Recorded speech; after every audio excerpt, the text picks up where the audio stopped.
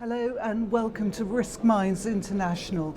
Now I'm joined today fresh from his breakfast briefing by Yanis Varoufakis, the former Minister of Finance in Greece and of course Professor of Economics.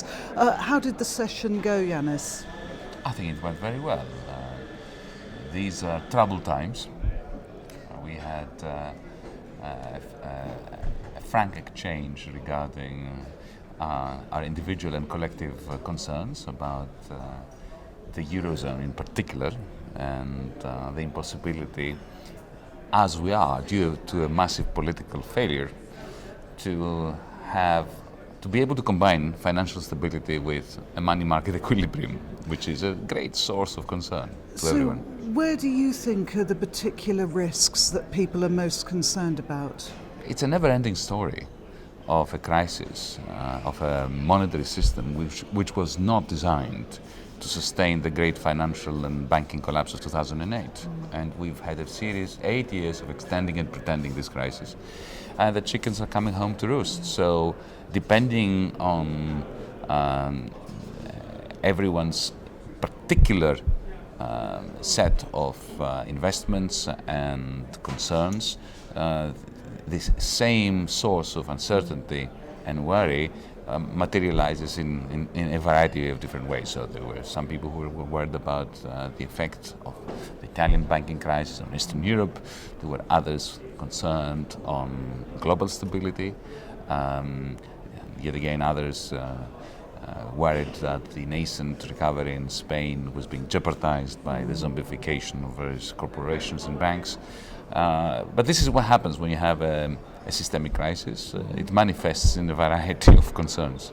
And the uncertainty you talk of, one of the big drivers for that is Brexit. How do you see that playing out across Europe? Well, Brexit is a symptom. And in my estimation, it's the result of Europe's inept handling of an inevitable crisis. Britain has always been semi-detached, as you know, from the European Union, but I don't believe that Brexit would have happened if it wasn't for the spectacular failure of the continent's leaders to reflate the continental economy after 2009-2010. And do you think the rest... Even EU migration into Britain, come to think of it, is the result of that. Because why did all the Portuguese, Italians, Spaniards, Romanians and Bulgarians move to Britain? Because the Bank of England was reflating the British economy when the ECB was incapable of doing so on the continent. And so with Britain out, as you say, semi-detached anyway, but do you think the other countries can come together and really sort the Eurozone out? No. There is no evidence of that. Think about the famous Bratislava summit, where our great and good leaders, Mr. Merkel, Mr. Hollande, Mr. Renzi, got together to do what? To take a trip down the Danube to discuss the formation of a European army. So, just pure irrelevance. There is no evidence, unfortunately, that the political class on the continent is capable of even sitting down to address the right questions, let alone deliver the right answers. Well, another force at work is the election of Donald Trump. And how is that going to impact on Europe?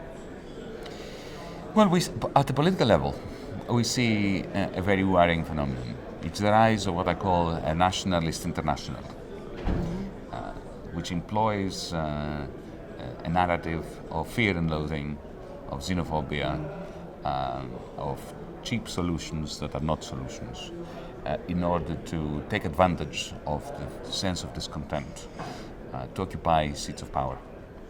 We see this in France, in Italy, in Germany.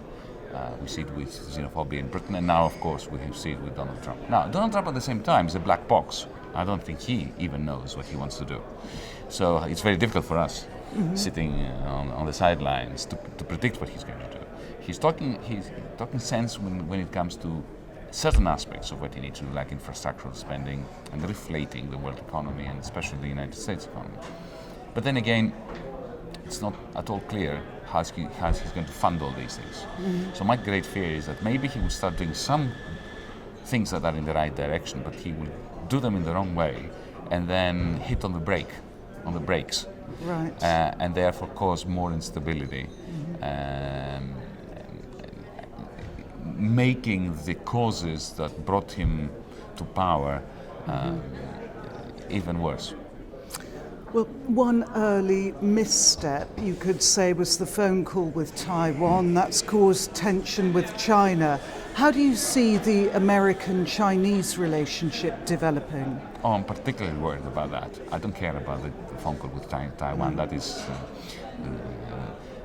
this has been blown out of all proportion.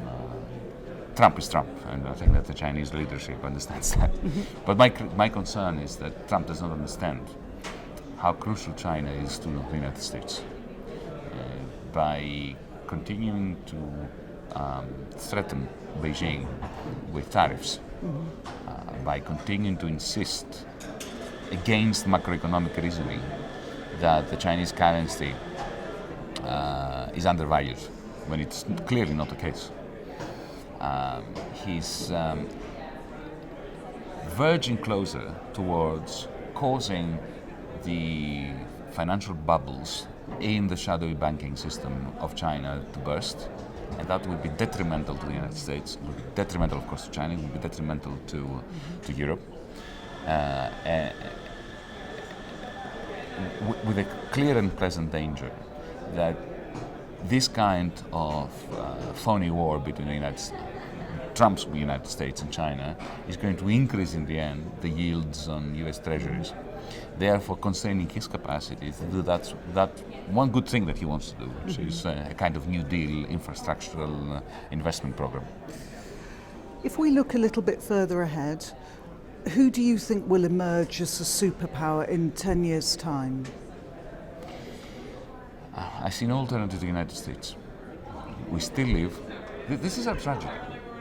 The United States is no longer capable of stabilizing global capitalism like it used to until 2008. At the same time, there's no competitor to the United States. China is making good progress, but it does not have the capacity to dominate and stabilize capitalism the way that the United States could. The United States is still an extremely dynamic place. And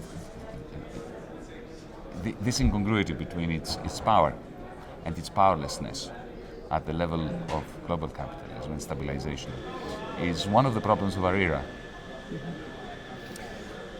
And you've seen a lot of ups and downs yourself in Greece, of course, and I haven't seen many ups. Downs and a lot of social I see a constant down. So I was going to ask you, do you see any glimmer for hope and optimism?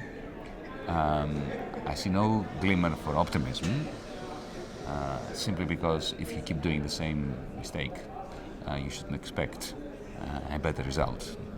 And that mistake?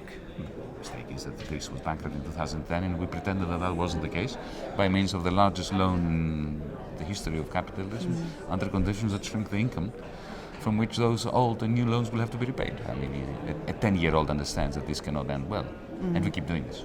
We keep extending and pretending. The reason why I'm not the finance minister anymore was because I would not sign up to this extending and pretending in the summer of 2015. Others did, and we have a perpetuation of the same tragedy. But hope, we should never give up on hope, even though we have no evidence on which to base it. So you can't identify where the hope is, but you trust it's out there. I think we have a moral duty to remain hopeful in order to keep trying to change the policies that are failing. Okay. Yanis Varoufakis, thank you very much indeed for joining us. Thank you.